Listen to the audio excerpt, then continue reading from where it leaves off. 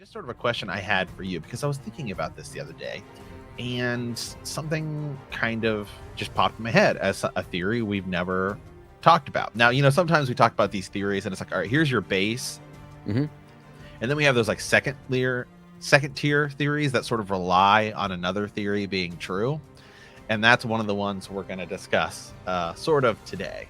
Okay. So one of the questions that's really always been kind of unanswered is, how do the Direwolves get south of the wall? Because they talk about the fact that we should never even see Direwolves beyond the wall. Like, you would only ever see those beyond the wall.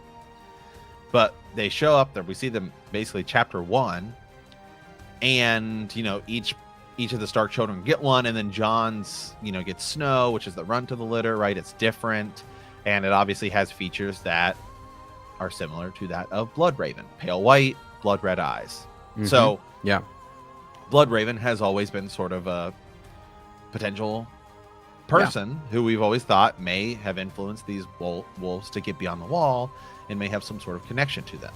The Stark children, we know, are wargs, right? And they have these abilities tied to these wolves. Sansa loses hers, and all of them sort of parallel their owner, right?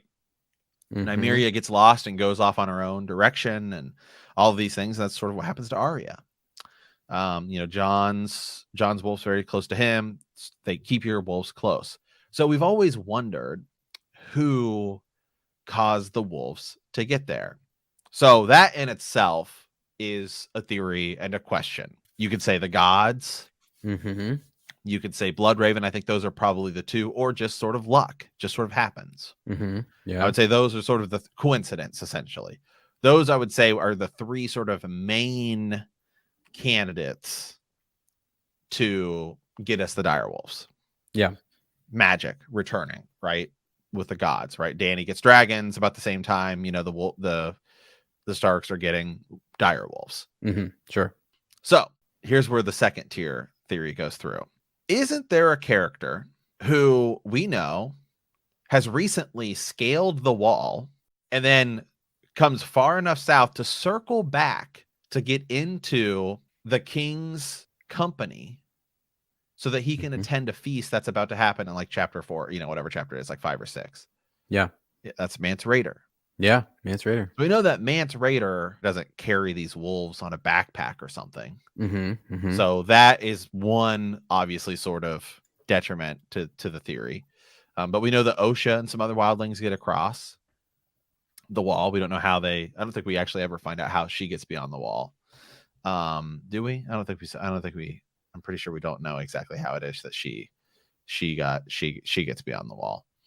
So I guess what I'm saying is, let's go down the theory that Mance Rayder is Rhaegar Targaryen, right? Mm-hmm.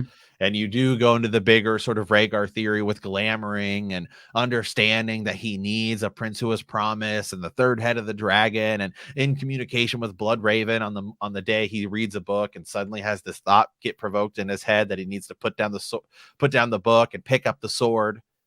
Mm-hmm. Well, knowing that Jon Snow is his son, right? Because he has such a strong connection with Jon and training him and all of these things, and like a big sort of conspiracy where Corn Halfhand is Arthur Dayne, and Maester Luwin is Luwin Martell, and what's his name? The wild Tormund Giantsbane is all of these things, right? Well, then it would sort of make sense that Jon is ice and fire. He needs a wolf just as much as he needs like a dragon. Yeah.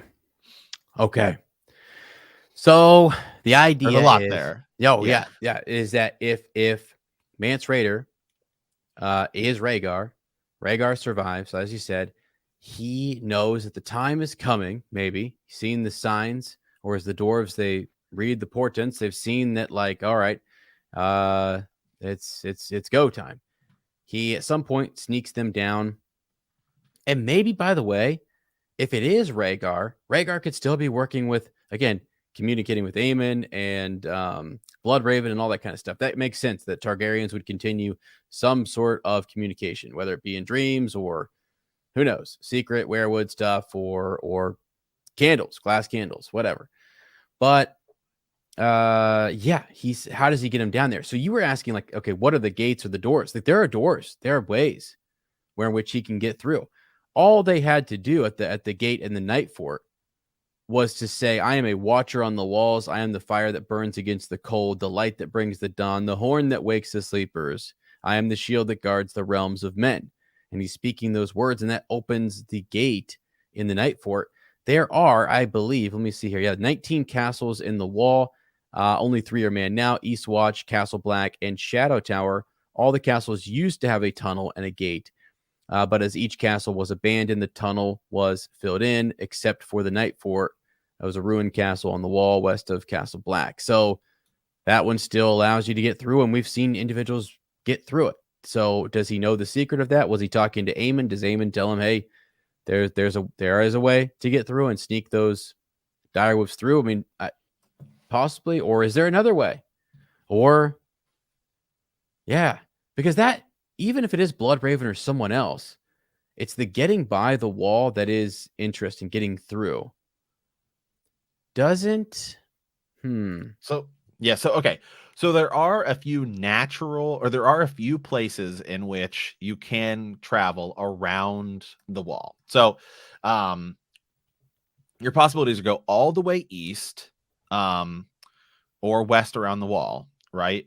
Which is, all the way east is like water. Your only way to get there would be like by boat, Skagos, then back in, and then you'd have to get these wolves or whatever. Maybe you just take wolves with you, and then the next thing you know. Now, if you look at a map of Westeros, like the Wolfswood, in A Song of Ice and Fire is like enormous. I mean, it is possible that the direwolves just existed there because it's just such a large sort of area. So it is entirely possible that there are just direwolves there. Because it's an enormous sort of area. Directly north of it is sort of Bear Island, which is just out there. And then there's really not a lot really going on, sort of, outside of that, right? So there is another area, and I have to go look.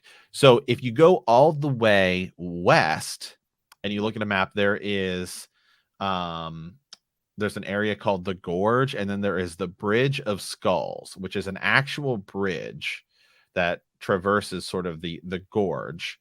And it is incredibly dangerous. Bowen Marsh leads the Night's Watch against the Weepers Wildlings in a fight at the Bridge of Skulls in A Storm of Swords.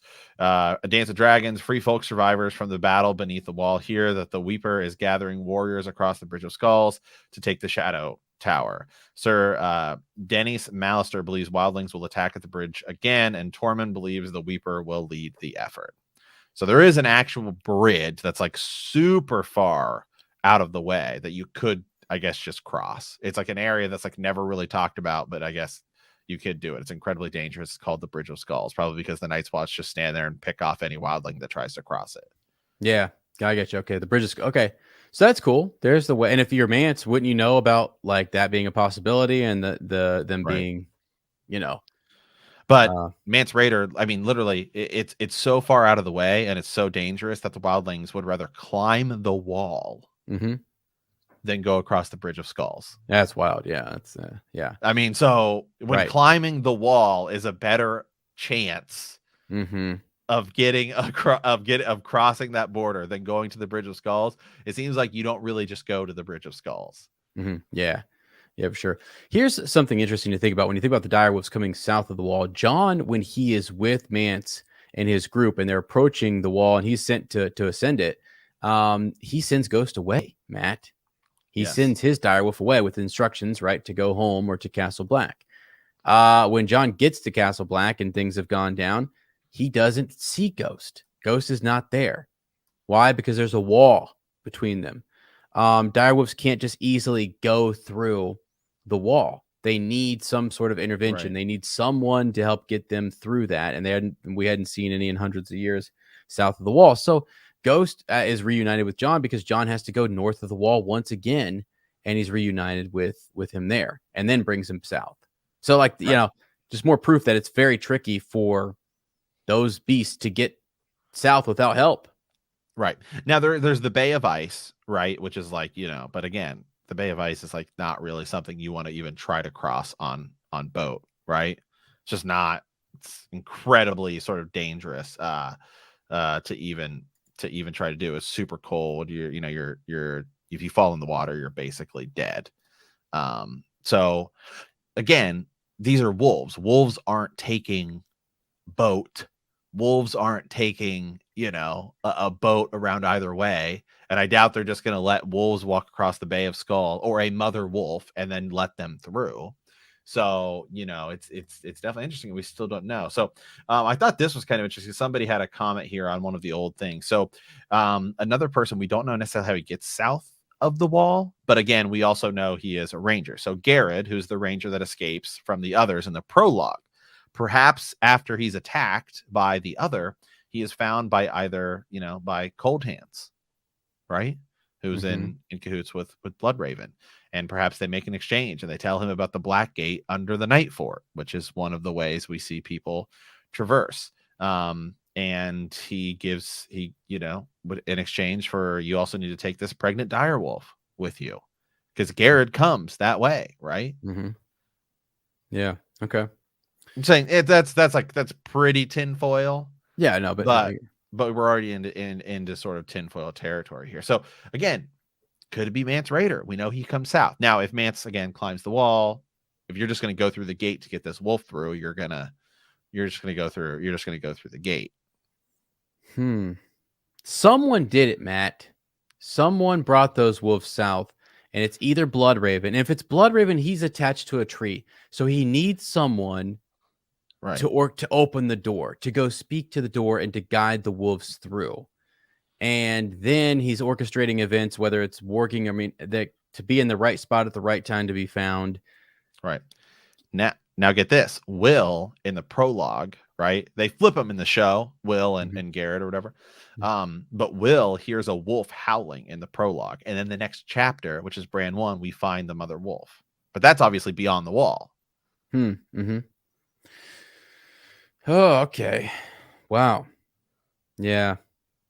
So okay. But the thought is too that Mance Rayder did it, Matt. That is I think it's certainly it's certainly a possibility as Mance Rayder himself, because Mance has climbed the wall. He knows all kinds of stuff. Yeah. Okay. He's so intrigued with John. Right. See, that's why I'm still, to me, it's like Mance equals Rhaegar is just a theory that I'm just so far behind, because it's possible, because I think there's just so much to it. There's just so much. Matt, above all, I mean, it's like R plus L equals J to me level. Right. It's like I'm like 90% into that theory. Now, could totally, and I'm fine if it's not, but I just think, because there's so much surrounding it, by the way. Like, it's one of those things where when one thing starts to not make sense, other things that sort of support it have to not make sense, right? Like Tormund Giantsbane. Let's go. Matt's on a freaking rant, people. I mean, just get ready. Tormund Giantsbane makes no sense whatsoever. Yeah. His speech is just too odd to not be something. Yeah, it's fake. It's rehearsed. Like it sounds changes. fake. It sounds rehearsed. Sometimes he talks like a pirate, and then he sort of knows things that he just shouldn't know. Yeah. So for like Tormund, for something is up with Tormund. We could just do an episode on that. Like, that's just its own thing. Something's up with Tormund Giantsbane. And for something to be up with Tormund, it almost makes sense that something is up with, you know, Mance Rayder. The switching, the glamoring, the fact that they reference that Rhaegar died and with the rubies, it's always the ruby. We see rubies being glamored. I mean, it's almost like it's blinking so much that you just have to say, okay, something is going on here. Matt, above all else, Rhaegar was able. He Yeah. was able, man. It literally tells George literally says to us right there that Rhaegar is able, and then later on Yes. he says that Mance Raider is Bael, right? I Yes. mean, And let me I want to say something about these theories, because so often I think as fans sometimes we discredit some of these theories because we say, well, there can't just be all of this stuff happening. Remember, just remove ourselves from the equation a bit and remember that we are the most diehard of fans, yeah. right?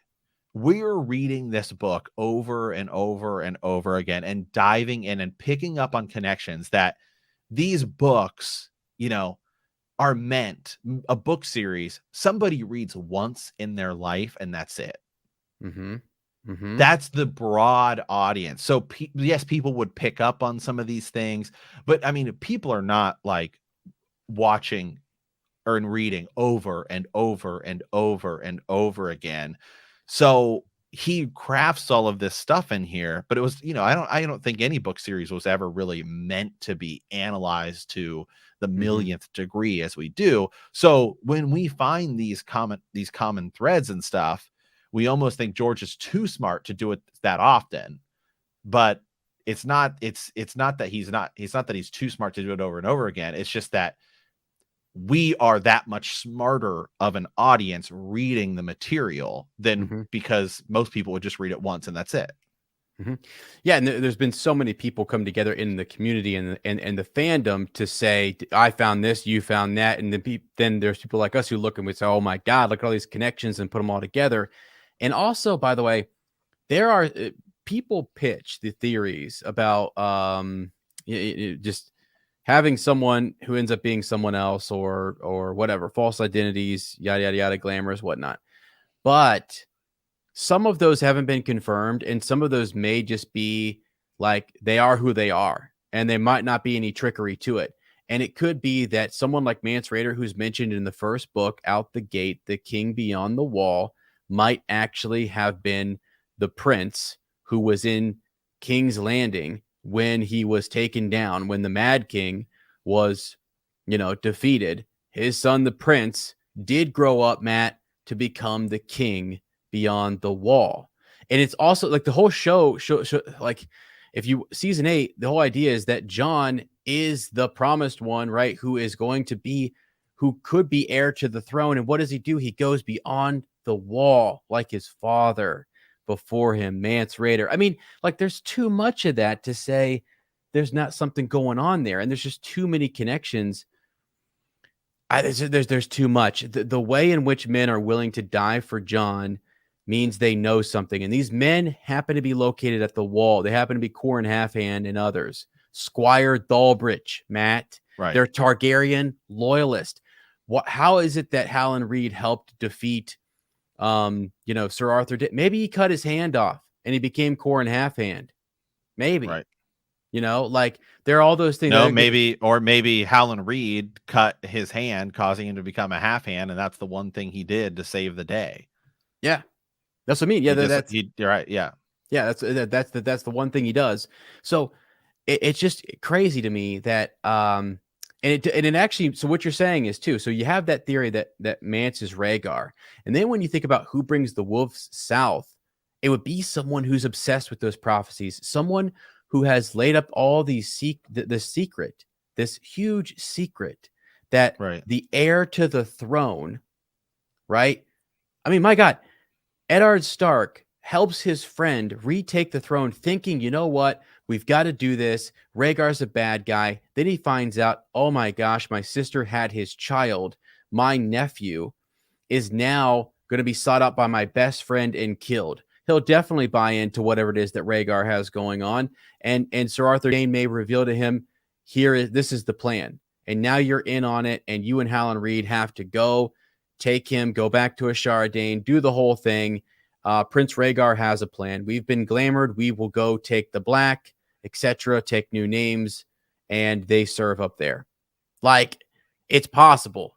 And it's just like, did they know he was going to go, that Jon Snow was going to take the black or whatever? No, but I mean, like he's there, he's nearby. They're able to come down. Like father comes and sees son at the banquet when when Robert comes, to calling upon Eddard Stark to be hand of the king.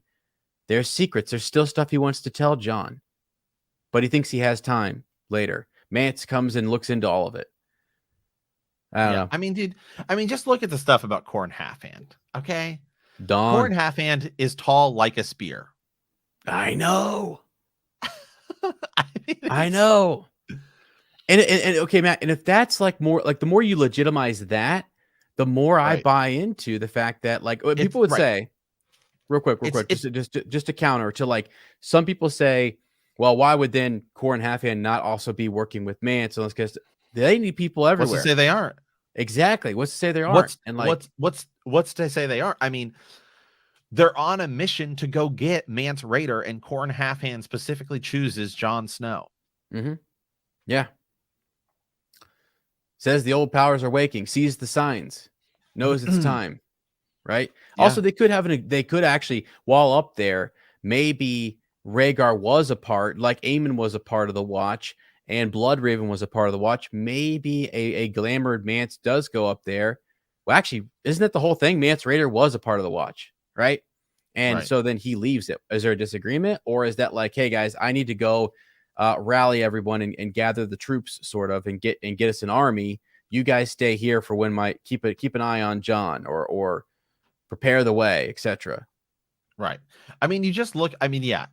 Again, who knows? Maybe Corrin was the one who left him out there. Now, again, to sort of just play, the great, the great others advocate here. Mm-hmm. Some people are, it could be that the Wolfswood is so huge and the Direwolves were just always there. Perhaps, anybody who ever came across a direwolf died, or people who thought they saw one, people just brushed it off because they thought you saw a regular wolf, right? Like, oh my God, look at this fish I caught, it's super huge, right? The wolf was the size of the horse. Yeah, I'm sure it was, right? Right. It's just like that fish you caught, you said was a monster and was the size of a guppy, so, you know what I mean? Yeah. So, it certainly could be that, but, I don't know, man. I think if you're going to go down this Rhaegar, for the people who are Rhaegar is Mance theories, you could certainly go down that route too, to be like, hey, here's why I also think this could be the case, because we don't know, and they sort of show up the same time as they show up the same time as Dany gets her dragons. I like it, man. I think it's all connected. I think one of the most convincing things was the whole Rhaegar thing. It feels like it could be a possibility, or it's just setting up like something that George stopped. Maybe he decided like, I have this route. I can go this way. If I choose, I'll see how it grows on me, but I've laid the seeds for this. And if it's a false trail, that's okay. Sometimes you lay down, you do a lot of work to send readers in one direction while you were, threading a needle in the opposite direction. And that's okay too. So we'll just have to wait and see. But I mean, I love it. I think it's a cool thing. It's what we do here, right? We are definitely in tinfoil. We really went right down for it. Every time we go to Rhaegar, and then now you throw in the Direwolves coming back through, I think, yeah, for sure. I buy it. I buy all of it. It's interesting. I want to know what people think. How did they get there? Were they always there? How'd they get through the wall? Who let them through? Did they put him in a basket and did they carry him up over the wall with a basket or something? I mean, yeah. Well, it would have just been the mother. Yeah, true. Just the mother. Yeah. So like, yeah. Well, yeah, that actually makes it easier, right? I mean, so yeah. Just one. Who did it? Who brought her across? So